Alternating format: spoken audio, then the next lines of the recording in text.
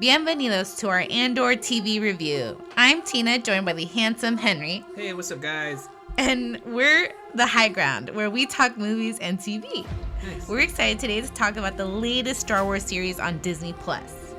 Andor takes place in a dangerous era, 5 years prior to the events of Rogue One and A New Hope. We follow Cassian Andor on his destined path to becoming a rebel hero. Cassian Andor, who's played by Diego Luna, transforms from a disaffected, self-centered thief to committed resistance fighter willing to die for the cause. His journey is told in an amazing way and is now a story worth watching on Disney+. We weren't expecting the spy espionage genre that we got, but it also blended in with suspense and action, so it was really exciting. Yeah, it really was, and we've talked about it before a good amount, even before the series, that we didn't even know if this character deserved its own spin-off series. Right, because we meet him in Rogue One, so this is a prequel series, and we got, I think, a good amount of story from him in Rogue One. So, like, when Andor was first announced, it was kind of like, oh, like, that's interesting, an interesting character to make a show about. But it surprised us, and it was completely worth it. Yeah. The way they made the show and how it exceeded our expectations, like, is just beyond, it's just a relief. Really. Yeah, it really was. There was a lot of hesitancy on my part. It wasn't even on my most anticipated, like, Star Wars media. Right. And now it has surpassed that and has become one of my favorite Star Wars media for sure. Absolutely. It's a must-see, not just for Star Wars, but TV overall. Because of the way it breaks up the season. It's a 12-episode season, which isn't, like, in the norm. No. For Star Wars. No, they don't really tend to stay in the 8-episode realm. Right, and I think that's also just a Disney Plus formula, right? But this went a bit beyond to 12 episodes, and the way they broke it up was by 3-part arcs, basically, which we caught on pretty quick too. Yes. And each arc gave us a different story of Cassian's journey to become this rebel hero. All of them were worth it. Like, they were told in a very cinematic way. Yes. And the way they built characters from the beginning. And even on top of that, how they built worlds. Yeah. It was so nice to not have to go back to Tatooine. No hate on the Holy Land. No. But Jesus Christ, I've had enough of it. We could move on. Absolutely. Yeah. I really liked that from the get-go, right? We were introduced to new places. And each and every time we went to somewhere new, it was fascinating. Like, different creatures and people and cultures. Yeah. Which was really cool. But all the while still developing character arcs, right? And telling us more about Cassian.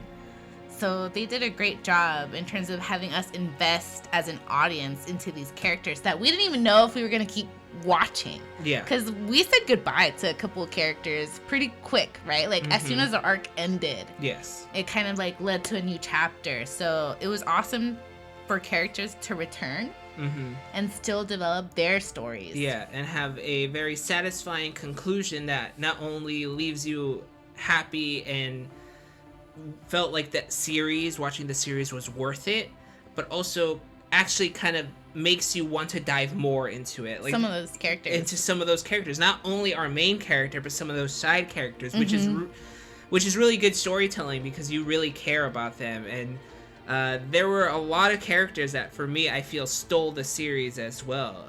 Sure. We did have a couple episodes with one of the best actors that we've had within the last 20 years, and that's Andy Serkis, who can play anything and anyone. Yeah. And man, did he have some scene-stealing performances in this series. I really think he was the biggest standout for me. Okay. I definitely want to see more of him, whether that is in more TV media or in, like, other types of media, Star Wars media, which we know they have a bunch. Yeah, they really do. There was some cool other actor, like, Easter eggs, I guess, or featurettes, right? When we saw another character we've already known, right? I think that in that sense, it wasn't much of a addition to his story because we kind of already knew the type of person he was, and that was just reinforced in this show. Yeah. But for these other characters, like some of the side characters, especially for the ISB officer. Yes, yeah, Deidre. Or commander. She's up there now. Yeah, she's absolutely up there. It was fascinating to follow her story, as well as like the other officer, Cyril. Yeah. I think his story was really weird, but it was like so intriguing. Like you really wanted to see where it went, because it went from like him trying to recuperate his disgrace to then falling for Deidre. It was weird. It was a little weird, but Deidre's character, I do agree, where she was like a very interesting villain. Like, I really enjoyed seeing how her brain worked, right? Like how she was on top of the rebels before they even became a thing. Yeah. Like she was constantly like, if I were them, this is what I would be doing, and she was spot on with the majority of it. Yeah. And absolutely. like, I feel like if it wasn't for some circumstances that she couldn't calculate for, because humans are spontaneous, sometimes you just can't calculate for everything, she would have been right on top of them 100%. I liked how her character and her motives and her actions added intensity to the stories that were going on around her, because they weren't necessarily connected until the clashes in these the last few episodes. Yeah. So like she helped the pace of the stories, like, because in the beginning it was a lot of dialogue, right? It was a lot, yes. The pace was a bit slow until some things ramped up, like the intensity kind of ramped up, like the plans or the missions or the investigations, they were all kind of peaking. Yeah. And we felt that.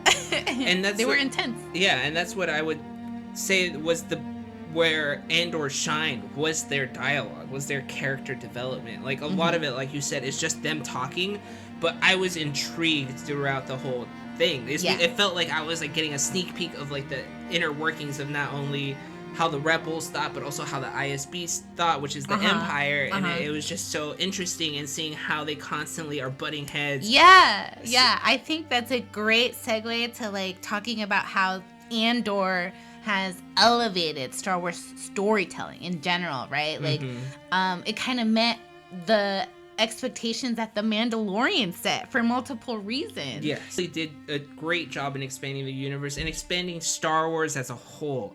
A lot of times when you think of Star Wars, you just think like of a mindless action movie, like a space western, which yes, it is. That's where its original Jedis, roots are. Yes, and swords. Exactly. But now with Andor, I feel like you get a little bit of something different. If you like espionage movies, if you like heist movies or shows, like it has all of that in here, and it does it really well, and you just didn't know how things were going to turn out, and not every time things turned out well. Yeah, I think that's the amazing part of its Star Wars storytelling, where it's not just telling you good things. It's not telling you happy endings. Like, it's showing you what's in the middle. Yes. The struggle, right? The hard times, like that gray spots of some characters. Are they going too far? Like how far are they willing to go? And just the overall like brutality of the Empire as well. Yes. We don't often see that in other content of how like they're ruthless. Killers. Like they're ruthless. They're cutthroat. Yeah, absolutely. So it does a great job at giving us more of the Star Wars universe, but then also building on Rogue One. I think anyone who watches Andor is gonna want to watch Rogue One right away. I want to watch it because 100%. Cassian is now more like relatable, I guess. We're more invested in him, and seeing his story in Rogue One and like his ending basically, I think pays off even more. Yeah. And when you watch Rogue One without watching Andor, it's just kind of like, oh, he's just some guy we met in that movie. But now we know him way more. Yeah, still a good character in Rogue One either way. That's why he still merited his own storytelling in this Andor series. But this has definitely elevated him. Kind of how we've been discussing, and to put it for our Star Wars nerds who are, I assume, are our main audience for this video. I hope so. I hope if you're a Star Wars nerd that you're watching. That Andor has done to Rogue One what the Clone Wars series has done to the prequels. Yes. Where Rogue One isn't a bad movie, and again, I'm a product of my own time, so I don't think the prequels are terrible. I think they're pretty good. Yeah. And Clone Wars elevated the prequels to now where it's like you must watch it, and because you watch Clone Wars, you have extra little bits, and you're just like, oh, this is what's happening with this is what's going on in the background. Duel of Fates is more intense, yes, and you know where Anakin is more like, you know where he's coming from, and that's what this what Andor did for Cassian in Rogue One. 100%. It's awesome. It's awesome. It's so great, and it did it very well. It did it in a cohesive story. I was captivated from the start. Yeah, it's awesome. So what's your overall rating for Andor? Yeah, I think Andor has scratched an itch of Star Wars that I have been wanting scratched for since The Mandalorian's season 2 ended, really. And I think Andor is better than season 2 of Mandalorian. Okay, so dang.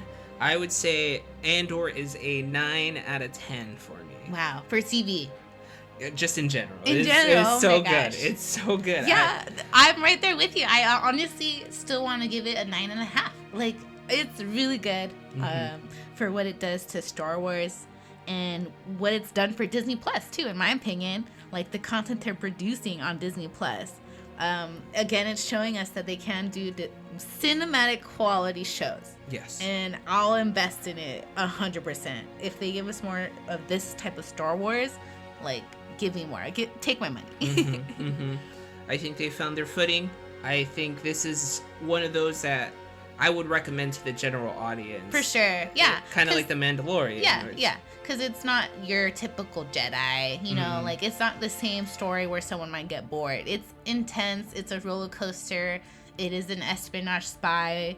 Action thriller, yeah. And I think you'll have a lot of fun with it. So let us know if you watched it, if you liked it. Drop a comment below because we definitely want to talk about it with you. And let us know what you think about Star Wars on Disney Plus right now, because we got some great content these last few months from Star Wars on Disney Plus, like the Tales of Jedi, which we really enjoyed. If you want to hear us talk about it, give us a shout in the comments. Yeah, and make sure you like, subscribe, and share with your buds. And thanks for talking TV with us. Happy Thanksgiving. Happy Thanksgiving. Thanks for watching. Peace. Bye.